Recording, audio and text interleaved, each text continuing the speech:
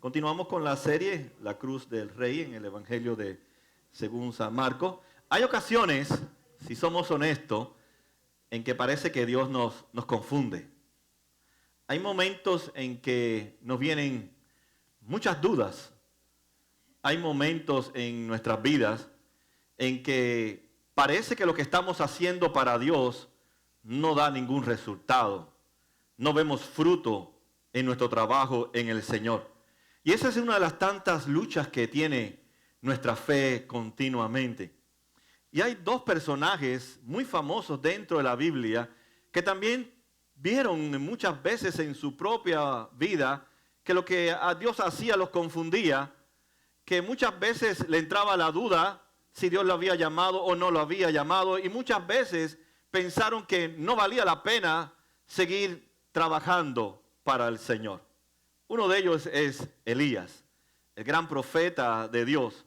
Y lo podemos ver en el libro de Reyes, en el primer libro de Reyes, en el capítulo 19, cuando de aquel momento glorioso, cuando él se enfrenta a más de 450 profetas de Baal, y vemos que los profetas de Baal gritaban y se cortaban con cuchillos el cuerpo y derramaban sangre, y trataban de que sus dioses respondieran y enviara fuego del cielo, y nada sucedió. Y vemos que solamente Elías, con una simple oración al cielo y pidiéndole a Dios que consumiera el holocausto, la madera, las piedras e incluso el agua que había derramado 3 veces sobre el altar, vemos cómo realmente Dios responde la oración. Y uno pensaría, bueno, después de este gran evento de Elías allí en el Monte Carmelo, sería realmente un hombre cambiado, transformado. El pueblo de Israel sería un pueblo que estaría en un gran avivamiento. Sin embargo, vemos que el pueblo de Israel no cambió. Vemos que Jezabel, la esposa de Acab, comenzó a perseguir a Elías. Y Elías, después de aquel momento grandioso, tuvo tanto miedo que realmente pudo percatarse de que todo lo que estaba haciendo para Dios era totalmente en vano. Fíjense cómo él se expresa en el versículo 4 del capítulo 19. Y caminó todo un día por el desierto, llegó donde había un arbusto y se sentó a su sombra, con ganas de morirse. Estoy harto, Señor, protestó.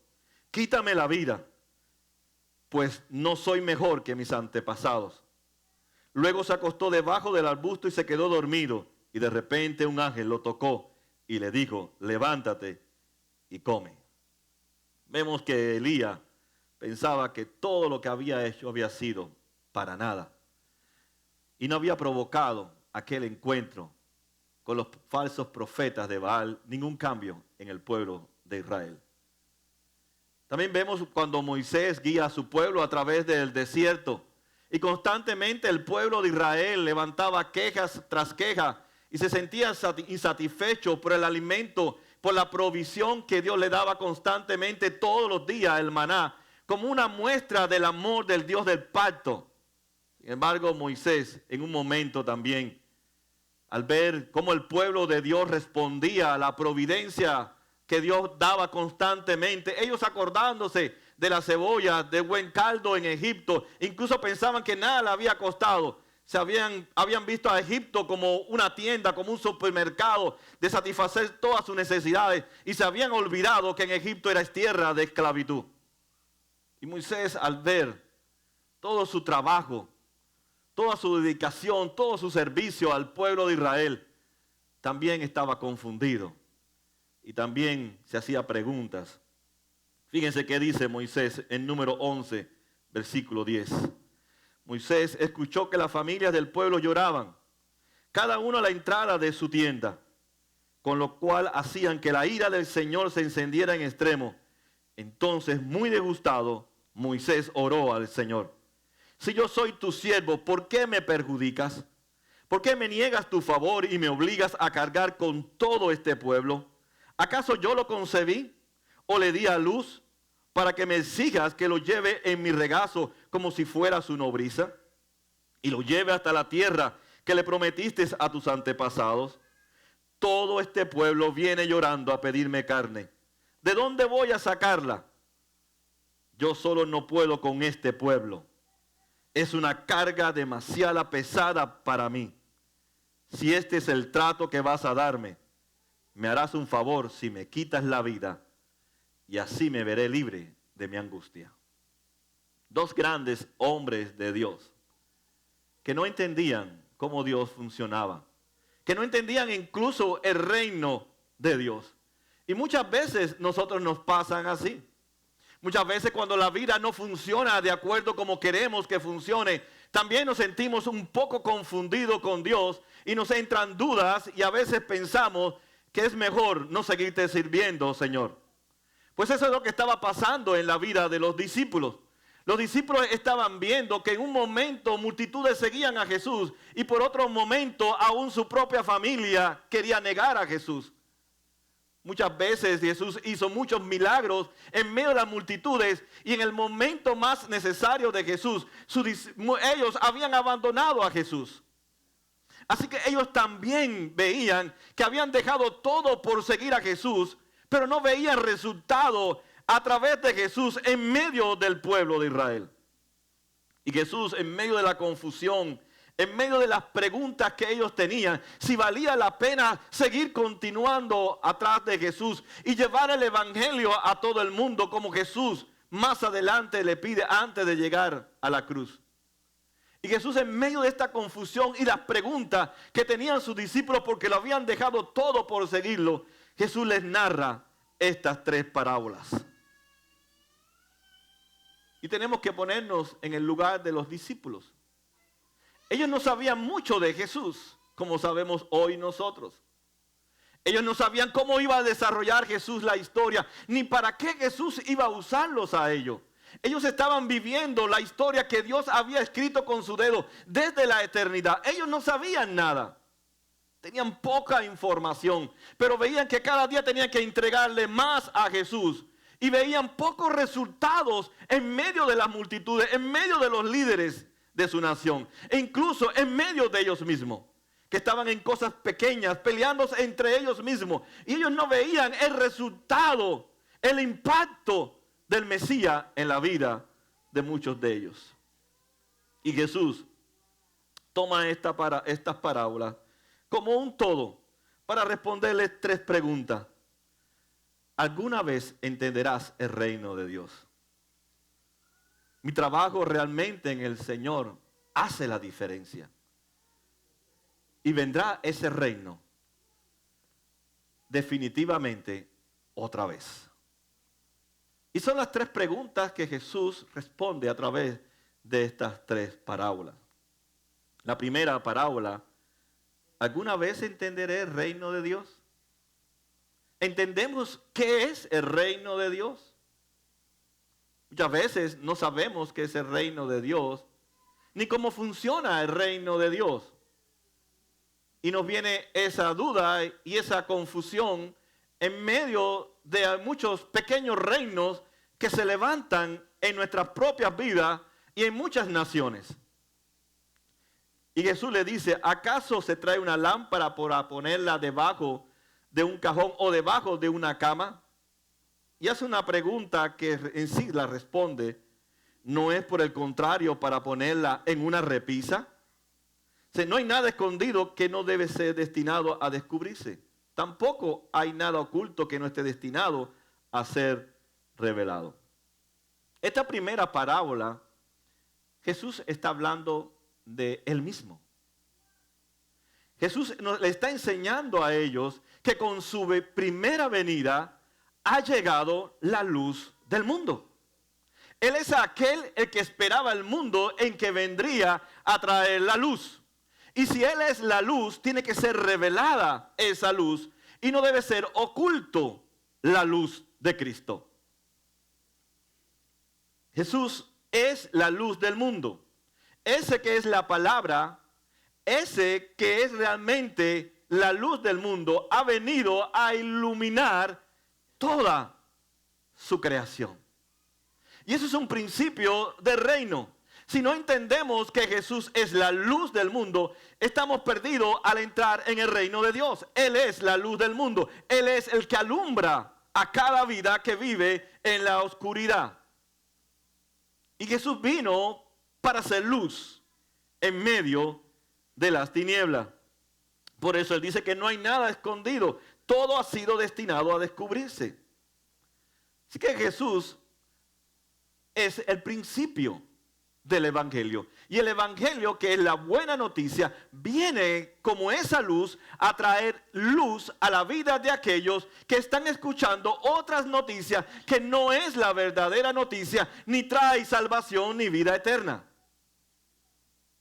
Jesús, antes de ir a la cruz, nos recuerda a través de Juan 16:12, dice: muchas cosas me quedan aún por decirles, pero por ahora no podrían soportar, pero cuando venga el Espíritu de la verdad, Él los guiará a toda verdad, porque no hablará por su propia cuenta, sino que dirá solo lo que oiga y les anunciará las cosas que ha de venir.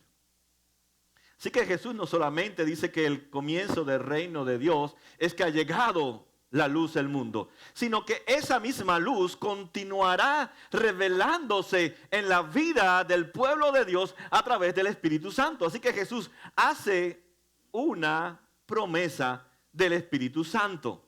Vendrá un día el Espíritu Santo que continuará el trabajo que Jesús comenzó de ser luz y continuará trayendo luz y revelación a nuestra vida, que es a través de la palabra de Dios. Dios ha determinado no ceder hasta que esa luz penetre en todas las áreas de nuestra vida. Por eso dice que vendrá el Espíritu Santo que nos va a guiar a toda verdad. La verdad es la revelación de Dios. Por tanto, el reino de Dios tiene que ver con la verdad de Dios en nuestra vida que se está revelando, y esa verdad es la que guía a los hijos que pertenecen al reino de Dios.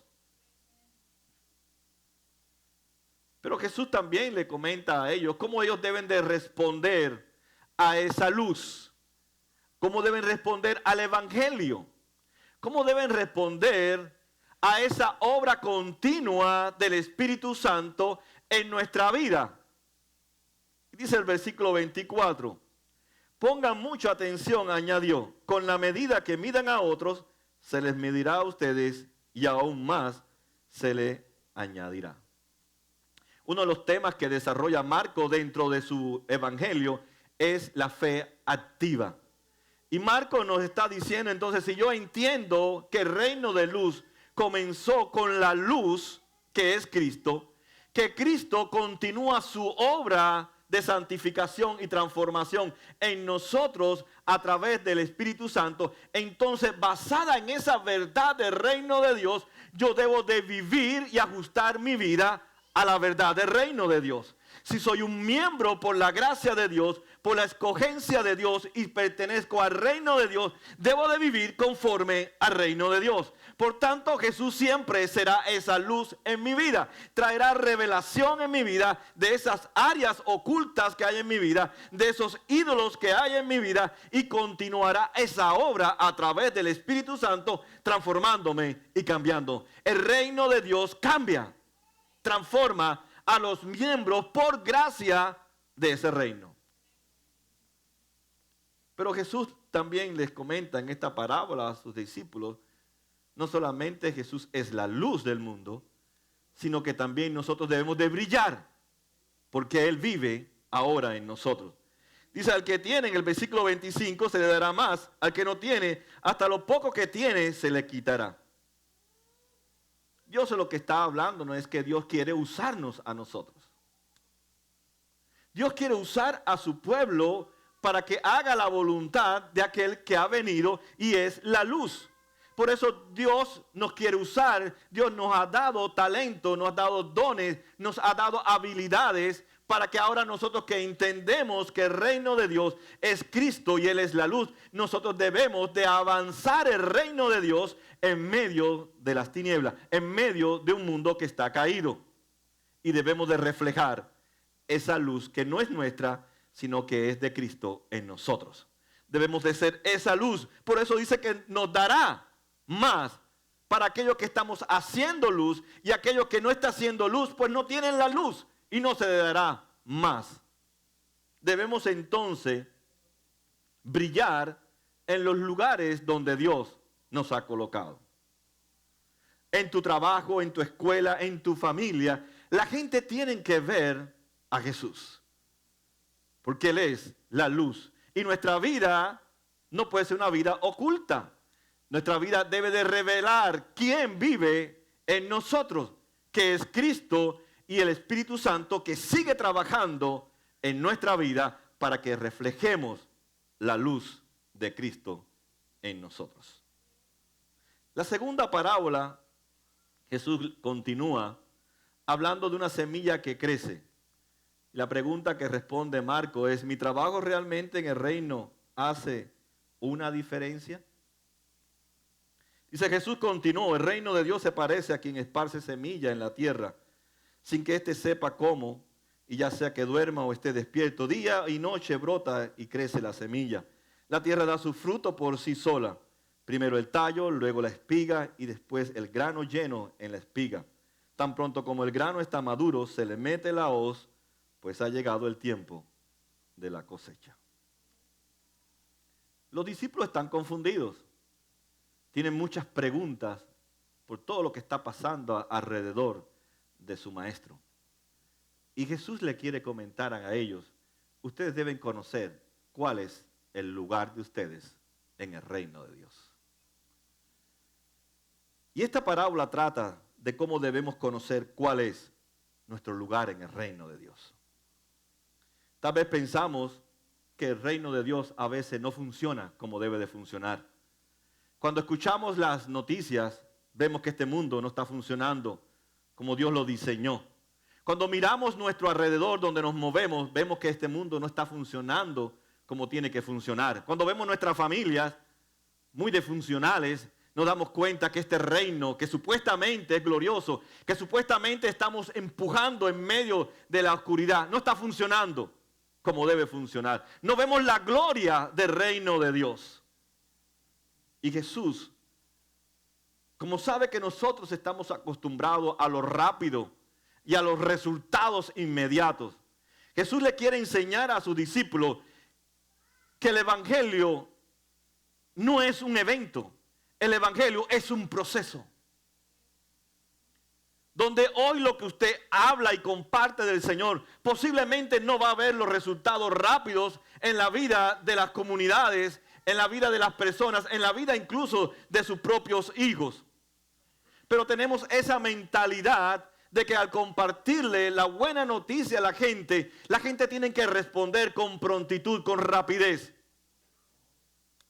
Y muchas veces llegamos a la conclusión de que para qué seguir compartiendo el evangelio si de todas maneras la gente no está creyendo en el evangelio. No se están viendo los resultados en el evangelio en la vida de las personas. Por ejemplo, ¿cuántas veces nosotros no luchamos con nuestro esposo o nuestra esposa? Con nuestros hijos que no cambian, que tratan de ser siempre personas que no aman a Dios. Muchas veces nosotros vemos, como hace Jesús en la parábola, vemos que se ha sembrado la semilla y no ha producido nada. Y una vez se quiere echarle agua y agua y agua y agua para ver si sale la semilla. Y lo que hacemos es que ahogamos la semilla. O a veces decimos mejor que quito la semilla y la vuelvo a plantar en otro terreno a ver si produce fruto. Y lo que estamos haciendo es destruyendo la cosecha. O a veces le infundimos temor a la gente, culpabilidad a la iglesia para ver si la iglesia responde al evangelio. Eso pasa en muchas comunidades de fe. Le imparten temor, miedo para que respondan. Y saben, responden. Porque lo hemos visto. Pero cuando vienen las pruebas, vienen las dificultades, se van de la iglesia. Porque no estaban por Cristo, estaban por el temor, porque le infundían miedo, culpabilidad a través del púlpito. Y Jesús le dice a los apóstoles, ustedes no tienen que manipular el evangelio, porque el crecimiento, el que dé fruto en la vida de una persona, es un misterio. Y eso es obra del Espíritu Santo.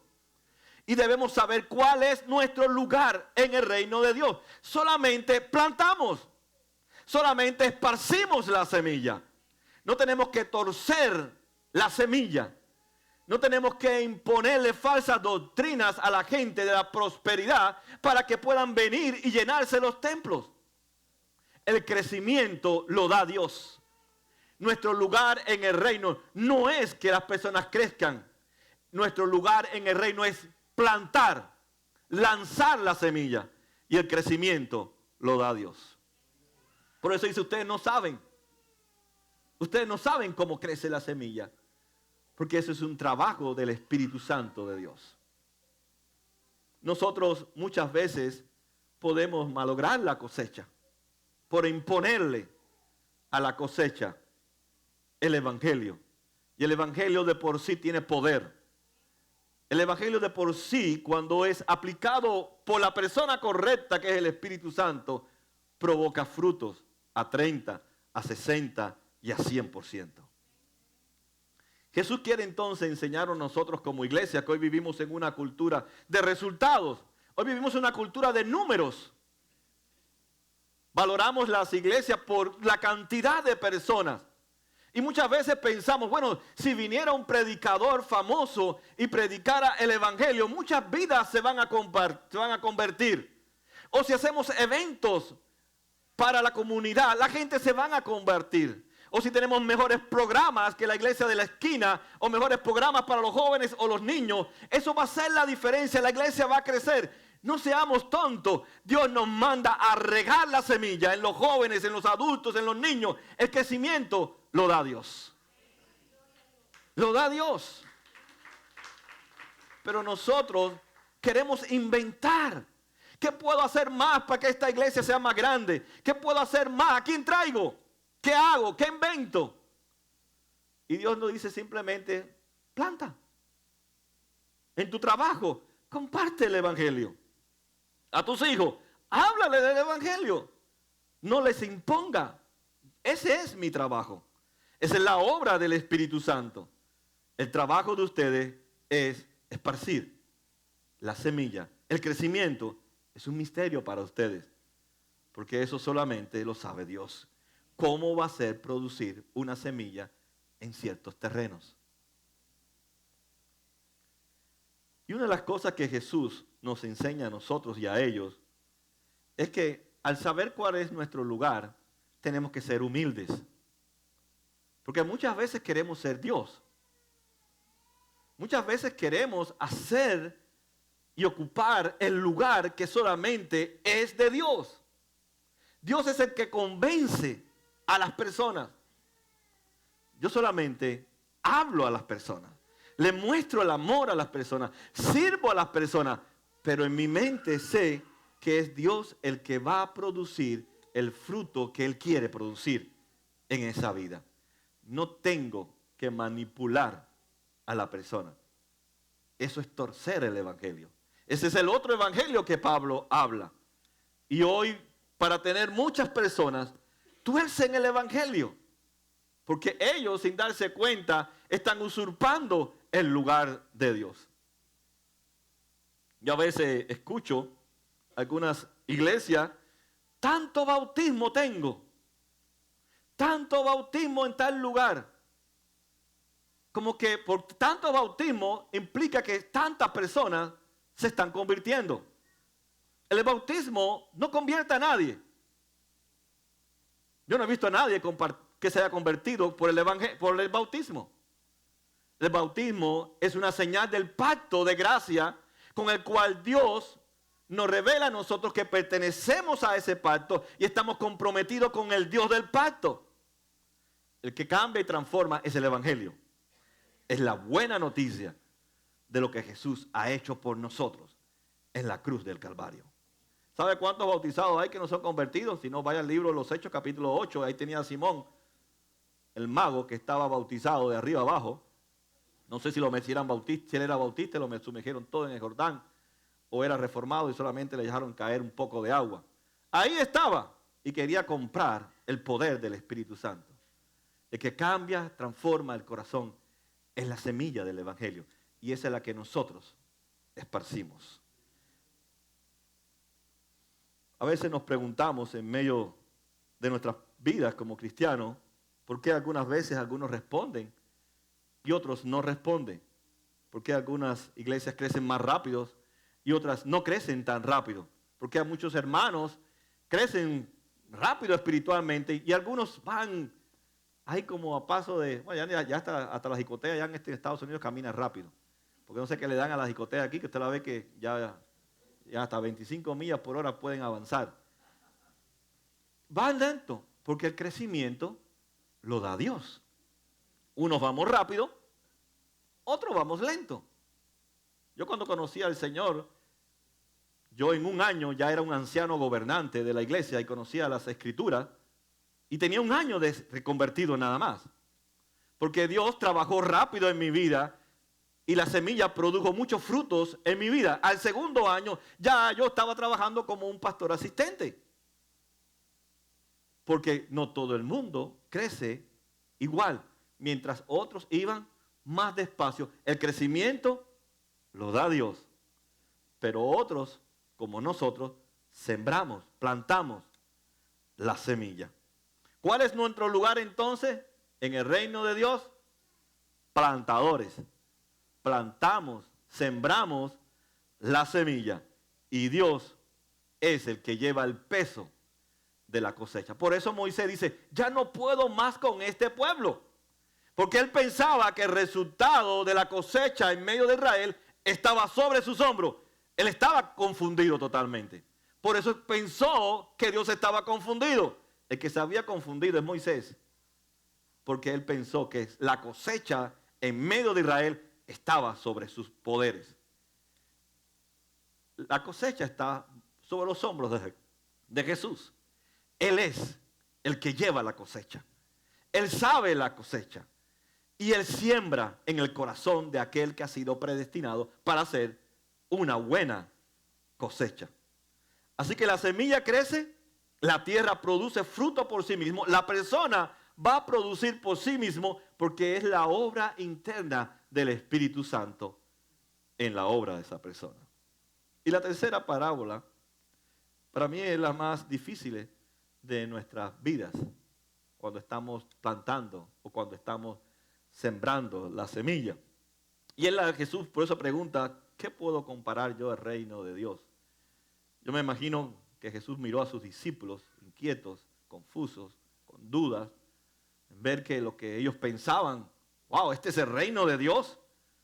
Si tú que eres la luz del mundo, si tú que eres el rey de este reino, la gente no cree en ti, la gente te abandona cuando dices 2 o 3 cosas fuertes de la verdad de Dios, te dejan, te abandonan.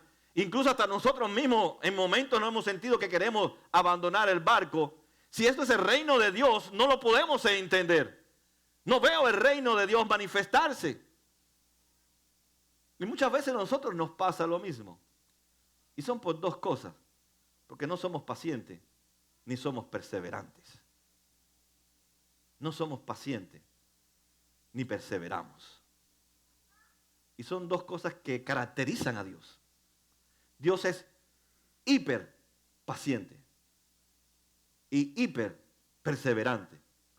De tal manera que dice Pablo que él comenzó una obra y es tan perseverante y tan paciente, dice él, que hasta que no la termine, yo no paro.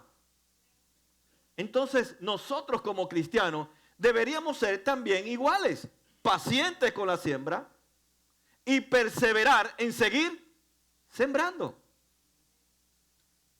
Por eso a veces no vemos cómo avanza el reino de Dios y cómo es glorioso el reino de Dios, porque hay vidas que están siendo transformadas. El reino de Dios se está estableciendo en medio de su creación caída.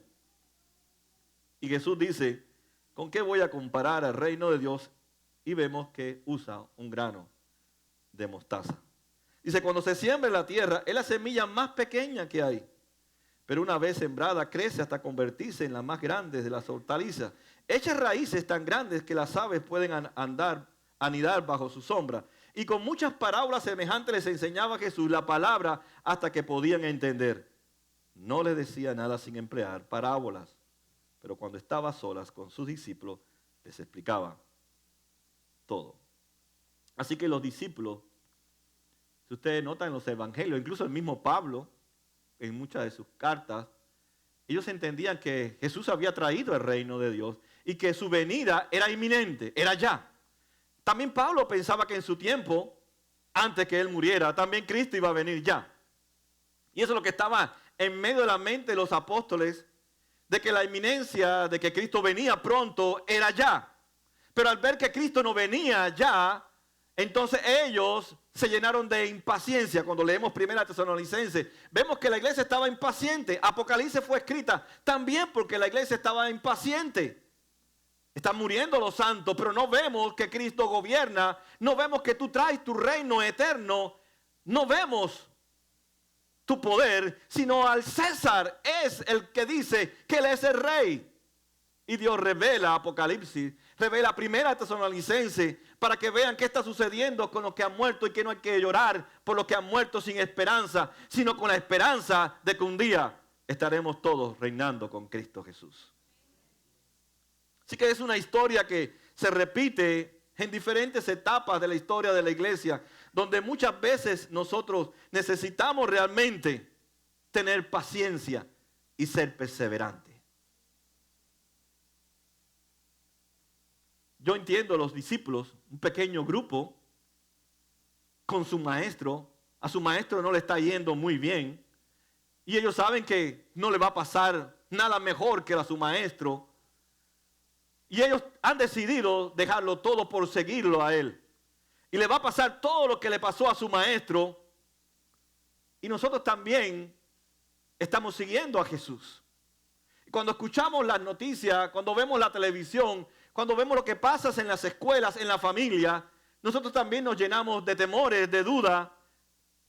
¿Realmente está funcionando el reino de Dios en la vida de la gente? La iglesia misma, en la vida de la iglesia, que muchas veces en la historia no hemos visto cómo se ha metido tanto en la cultura, tanto a veces que han olvidado la esencia del evangelio. Y uno se pregunta, ¿dónde está el reino en medio de la iglesia hoy del siglo XXI?